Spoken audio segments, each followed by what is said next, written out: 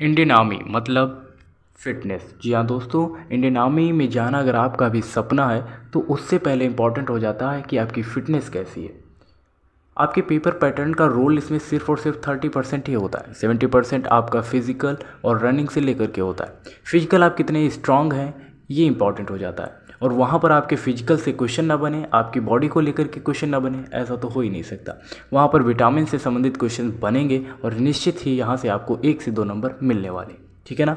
तो ये आज का सेशन बहुत ही इंपॉर्टेंट हो जाता है, और आपके देखिए शरीर के पोषण के लिए विटामिन्स का होना बहुत ही आवश्यक होता है।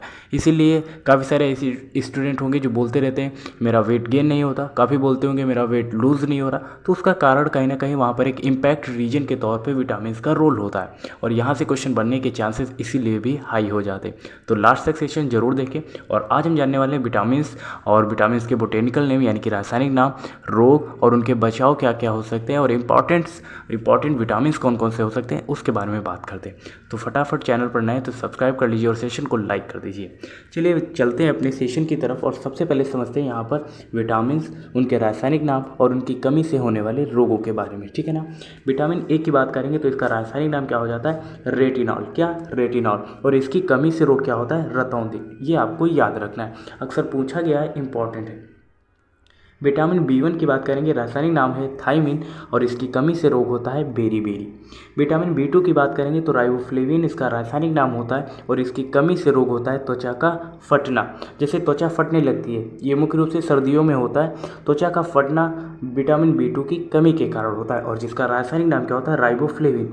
अब आपको ये चीज़ें समझ नहीं आ रही, इनका उपयोग मुख्य रूप से जो आप दवाएं खरीदते हैं उनके पैकेट्स पे दिया रहता है, जैसे राइबोफ्लेविन लिखा रहेगा, विटामिन बी 2 लिखा रहेगा, वहाँ पर आपको ये चीज़ें नहीं समझ में आएंगी। अगर आपको इसका बोटेनिकल नेम पता है, रासायनिक नाम पता है, तो निश्चित ही आप समझ जाएंगे कि कौन सा विटामिन किस कमी की वजह से आपको ये सिरप या फिर ये टैबलेट्स या फिर ये आपको दवाई लेनी पड़ रही।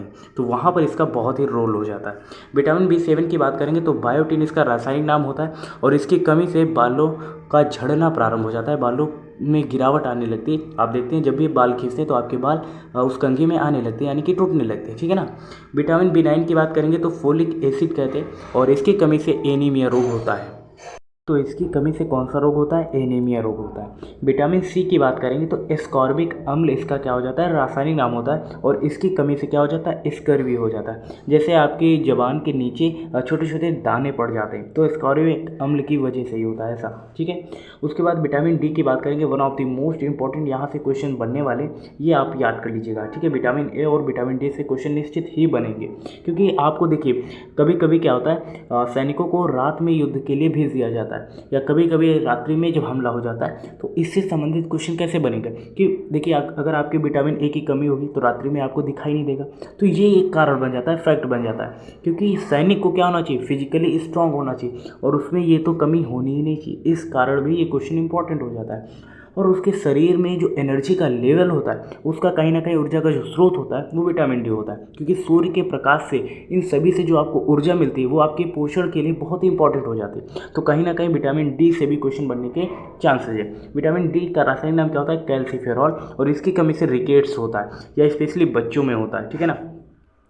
विटामिन ई की बात करते हैं तो इसका रासायनिक नाम होता है टोकोफेरॉल, और इसकी कमी से रोग होता है जनन शक्ति का क्षय होना, है ना, यानी कि आपकी इम्यूनिटी जो होती है वो उसमें दिन पर दिन कमी आने लगती है। विटामिन के की बात करेंगे तो फिलोक्विनोन इसका रासायनिक नाम होता है, और इसकी वजह से रक्त का थक्का ना बनना होता है। जैसे आपको चोट लग जाती और वहाँ पर खून तेज़ी से बहता ही रहता है, खून का स्राव रुकता ही नहीं, और अगर आप में ये इसकी कमी नहीं है तो वहाँ पर थक्का जम जाएगा और खून कुछ ही सेकंड में वहाँ पर बहना बंद हो जाएगा। ठीक है ना। तो यही होता है, इसलिए विटामिन के का होना बहुत इंपॉर्टेंट हो जाता है। इंपॉर्टेंट है विटामिन के, विटामिन डी, विटामिन ए, ये आप याद रखिएगा। अब हम देख लेते हैं कुछ और भी इंपॉर्टेंट चीज़ें। जैसे ये तो हमने आपको बता दिया विटामिन के बोटेनिकल नेम यानी कि रासायनिक नाम। अगर कुछ छूट रहा है तो यहाँ पर आप डिटेल में इस ग्राफ के माध्यम से पढ़ लीजिएगा। ठीक है। यहाँ पर जो ये ग्राफ दिया गया इसमें आपको बताया गया जैसे विटामिन ए को किस तरीके से दूर कर सकते हैं। विटामिन ए को दूर करने के लिए आपको जैसे सब्जियों में गाजर, है ना, आम हो गया, हरे पत्तों वाली सब्जियों का सेवन करना है। इस तरीके से ये इमेज देखकर आपको समझ में आ जाएगा आपको किस विटामिन को पूरा करने के लिए कौन कौन चीज़ों को खाना चाहिए, किन किन चीज़ों को अवॉइड करना चाहिए। ठीक है। तो ये आप यहाँ पर देख लीजिएगा, आप स्क्रीनशॉट ले सकते हैं। उसके बाद बात करेंगे जैसे विटामिन बी की बात करेंगे, जैसे vitamin B2, B1, B3, B7, B5, B12, B9, B6 इस तरीके के विटामिन आए। अब हम इसके बारे में स्पेशली देख लेते हैं क्योंकि इतने टाइप्स हैं तो यहाँ से भी क्वेश्चन बनने के चांसेस बन सकते हैं। तो चलिए इसको भी देख लेते हैं। विटामिन B1 की बात करेंगे तो इसका रासायनिक नाम क्या होता है? थायमीन, ठीक है ना। इसको अन्य नाम से किस नाम से जानते हैं? थायमीन। विटामिन B2 की बात करते हैं तो राइबोफ्लेविन। विटामिन B3 की तो नाइसिन। एंड विटामिन 5 की बात करेंगे pantothenic acid. And vitamin C की बात करेंगे पायरोडॉक्सिन। विटामिन 7 की बात करेंगे बायोटिन। विटामिन 9 की बात करेंगे फोलेट। एंड विटामिन B12 की बात करेंगे कोबालामीन। एंड विटामिन C की बात करेंगे तो एस्कॉर्बिक एसिड। आई होप आप सभी ने समझ लिया होगा। इसका आप स्क्रीनशॉट ले सकते हैं, क्वेश्चन बनने के चांसेस हैं, ठीक है। 1 से 2 नंबर आपको दिला सकता है। उसके बाद बात करेंगे एसेंशियल विटामिन के बारे में, जिनके बारे में हमने हालांकि डिस्कस कर लिया, फिर भी थोड़ा एक मोटा मोटा जो रोल इसका है इंपॉर्टेंट है ह्यूमन बॉडी में, उसके बारे में थोड़ा सा पढ़ लेते हैं। विटामिन ए की बात कर लेते हैं। इसका रोल क्या होता है हमारे बॉडी में? तो इम्पॉर्टेंट फॉर विजन। इसका इम्पॉर्टेंट होता है हमारी निकट दृष्टि दोष को दूर करने के लिए, मुख्य रूप से निकट दृष्टि दोष हो या फिर दूर दृष्टि दोष हो, स्पेशली बात करेंगे तो इससे हमारी दृष्टि पर प्रभाव पड़ता है, इम्पैक्ट पड़ता है, ठीक है, अगर इसकी कमी है। साथ साथ स्किन को भी ये क्या कर रहा होता है? टारगेट कर रहा होता है, अगर इसकी कमी है आपके शरीर में। अच्छा जी, ये रिप्रोडक्शन के बारे में भी कहीं ना कहीं इसकी वजह से इम्पैक्ट पड़ते हैं आपकी बॉडी पर, है ना। और वहीं फाउंडेन ये किस किस में पाया जाता है? जैसा कि मैंने अभी बताया था, कैरोट्स में, स्वीट पोटैटोज में, स्पाइनच में। ओके, पालक हो गया, कैरोट हो गया और स्वीट पोटैटोज हो गए। इनका आप ज़्यादा से ज़्यादा अगर सेवन करते हैं तो निश्चित ही इस रोग से लड़ने के लिए आप तैयार हो जाते हैं, आपकी बॉडी तैयार हो जाती है। विटामिन B1 की बात करेंगे थायमीन। ओके, बोटेनिकल नेम है। रोल की बात कर लेते हैं तो जो कन्वर्ट्स कार्ब्स इनटू एनर्जी, जो आप कार्बोहाइड्रेट आहार के रूप में लेते हैं उसको एनर्जी में कन्वर्ट करने का काम होता है विटामिन B1 का, ठीक है ना। और ग्लूकोज और मेटाबॉलिज्म को इंक्रीज कर रहा होता है। ये किस किस में पाया जाता है? स्पेशली बात करेंगे तो सनफ्लावर सीड्स में मुख्य रूप से पाया जाता है ना। तो आपको इसका सेवन करना चाहिए और इसके तेल को भोजन के रूप में, आहार के रूप में लेना चाहिए। विटामिन B1 में सनफ्लावर सीड्स की बात करें। उसके बाद विटामिन B2 की बात करेंगे तो राइबोफ्लेविन इसका बोटेनिकल नेम होता है, रासायनिक नाम होता है। और रोल की बात करेंगे तो plays role in energy production, skin and eye health, ठीक है। ये हमारी आई हेल्थ को इंक्रीज करता है, प्रोडक्शन, स्किन और एनर्जी को भी बूस्ट कर रहा होता है। तो विटामिन B2 भी इंपॉर्टेंट है। किस किस में पाया जाता है? तो डेयरी यानी कि दूध से बनी चीज़ों में पाया जाता है, ऑर्गन मीट्स एंड आलमंड्स, इन सब चीज़ों में पाया जाता है। बात कर लेते हैं विटामिन B7, ठीक है। बायोटिन इसका बोटेनिकल नेम है, रासायनिक नाम है। और रोल क्या है? तो supports skin, hair and nails health. देखिए आपके जो बाल झड़ने लगते हैं और नेल्स पे अभी देखते हैं अजीब तरीके से निशान बनने लगते हैं, तो वहाँ पर इसका रोल होता है। और मुख्य रूप से ये पाया किस में जाता है? एग्स में पाया जाता है, एलमंड्स में पाया जाता है, स्वीट पोटैटोज में पाया जाता है, स्वीट पोटैटोज, ठीक है। और उसके बाद विटामिन B9 की बात करते हैं तो फोलेट। ओके, फोलेट इसका बोटेनिकल नेम है, रासायनिक नाम है। और DNA सिंथेसिस को ग्रो करने में इसका मुख्य कार्य होता है, ठीक है, उसी में इसका मुख्य रोल होता है। और स्पाइनच मुख्य रूप से स्पाइनच में पाया जाता है। पालक में मुख्य रूप से ये विटामिन B9 भरपूर मात्रा में पाया जाता है। इसीलिए देखो पालक की बात हर जगह पे चल रही, तो आपको पालक हो गया, गाजर हो गया, है ना, और स्वीट पोटैटोज हो गए, दूध हो गए, इन सब चीज़ों को ज़्यादा से ज़्यादा अपने आहार में सम्मिलित करना चाहिए, ठीक है ना। विटामिन B12 की बात करते हैं तो कोबालामीन इसका रासायनिक नाम होता है, यानी कि बोटेनिकल नेम होता है। Necessary for nerve function and red blood cell, जो RBC होती है। देखिए हमारे शरीर में 2 तरीके की रक्त कणिकाएँ पाई जाती हैं, एक तो RBC, दूसरा WBC, ठीक है। RBC यानी कि रेड ब्लड सेल और दूसरी होती है WBC, वाइट ब्लड सेल, है ना।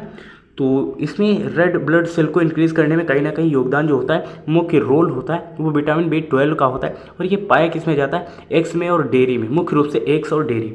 आपको दूध और दूध से बनी चीज़ों को ज़्यादा से ज़्यादा क्या करना चाहिए? खाना चाहिए, तभी आप इससे बचाव कर सकते हैं।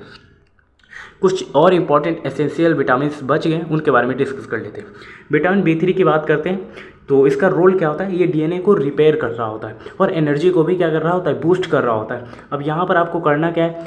पोल्ट्री और साल्ट वाटर फिश, इन सभी का सेवन करना चाहिए। विटामिन B5 की बात कर लेते हैं तो इसका रोल क्या होता है? Necessary for fatty acid synthesis, fatty acids को ये क्या कर रहा होता है? इसका रोल होता है हमारे शरीर में। और कहाँ कहाँ पर आपको इसका उपयोग करना चाहिए और कहाँ कहाँ पर ये हमको आहार के रूप में लेना चाहिए। जैसे चिकन हो गया, इसका आप सेवन कर सकते हैं। मुख्य रूप से यहाँ पर ये विटामिन B5 पाया जाता है। विटामिन B6 की बात करते हैं, पायरोडॉक्सिन ओके।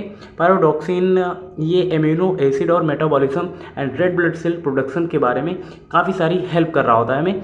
और इसके लिए आप मुख्य रूप से खा क्या सकते हैं, जैसे बनाना हो गया ओके, चीक पीस हो गए, इन सब चीज़ों को सेवन कर सकते हैं। स्पेशली अगर आप बनाना खाते हैं तो निश्चित ही पायरोडॉक्सिन आपके शरीर में एक बैलेंस रोल निभा रहा होगा। तो आप बनाना का सेवन करते रहिएगा। गर्मी आ रही तो इसके काफ़ी सारे बेनिफिट्स हैं, और जो भी आर्मी के स्टूडेंट हैं उन्हें तो बहुत अच्छी तरीके से पता होगा केला का उपयोग कितना है हमारे शरीर में। विटामिन सी की बात कर लेते हैं यहाँ पर। विटामिन सी मुख्य रूप से जैसे ऑरेंज हो गया और बेल हो गए, बेल पेपर हो गए, इन सब चीज़ों में बहुत अच्छी तरीके से पाया जाता है। आप बात कर लेते हैं लेमन हो गया, नींबू हो गया, इन सब चीज़ों में पाया जाता है, यानी कि खट्टी चीज़ों में पाया जाता है। और इसकी कमी से अभी मैंने बताया था कौन सा रोग होता है, कमेंट बॉक्स में आप सभी को बताना है। विटामिन डी की बात कर लेते हैं। Promotes calcium absorption and strong bones. Vitamin D की वजह से हमारे शरीर में क्या होता है, जो कैल्शियम होता है उसकी कमी से हमारे जो बोन्स होते हैं वो स्ट्रांग होते हैं, जो हड्डी होती है, हड्डियों के जोड़ होते हैं वो मजबूत होते हैं। विटामिन डी के लिए हम इसलिए भी बात कर पा रहे हैं, और ये मुख्य रूप से हमें सूर्य की ऊर्जा से भी मिलता है विटामिन डी, है ना। जब आप ठंडियों के समय धूप निकलती है, निश्चित ही आप धूप में खड़े होते होंगे, इसलिए भी क्योंकि इससे विटामिन डी हमें मिल रहा होता है, और साथ ही साथ कहीं ना कहीं हमें ऊर्जा भी महसूस कराता है। इस वजह से हमें सूर्य का प्रकाश सुबह सुबह 5 से 10 मिनट तो निश्चित रूप से लेना चाहिए।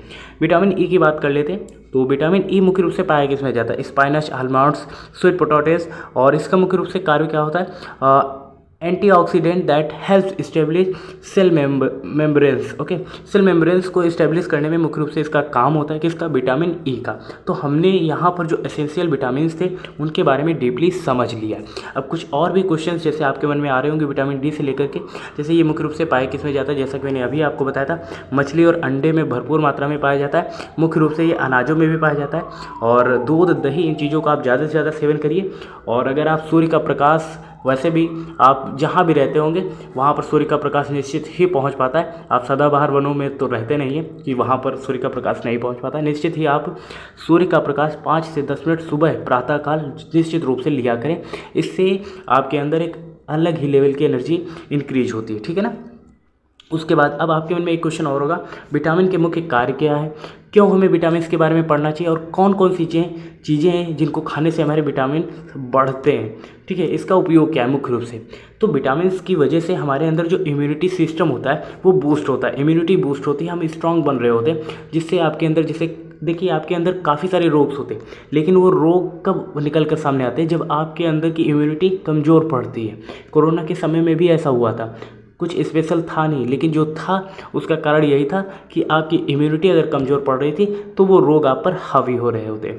इसीलिए इसका मुख्य रूप से काम क्या होता है, संक्रमण से लड़ने में मदद करता है, आपके घाव बढ़ता है चोट लगने पर, हड्डियों को मजबूत कर रहा होता है, हार्मोन्स को क्या कर रहा होता है, कंट्रोल कर रहा होता है, कोशिकाओं को क्षति से बचाता है, ऊर्जा उत्पादन में मदद करता है, एंड प्रतिरक्षा प्रणाली को मजबूत करता है। ये तो मुख्य रूप से इसके काम हो गए। अच्छा जी, एक और क्वेश्चन आप सभी के लिए होमवर्क के तौर पे, वो ये क्वेश्चन है, विटामिन की खोज किसने करी थी। और दूसरा क्वेश्चन अभी जो मैं भी आपको बताऊंगा वो ये है कि विटामिन का राजा किसे कहते हैं।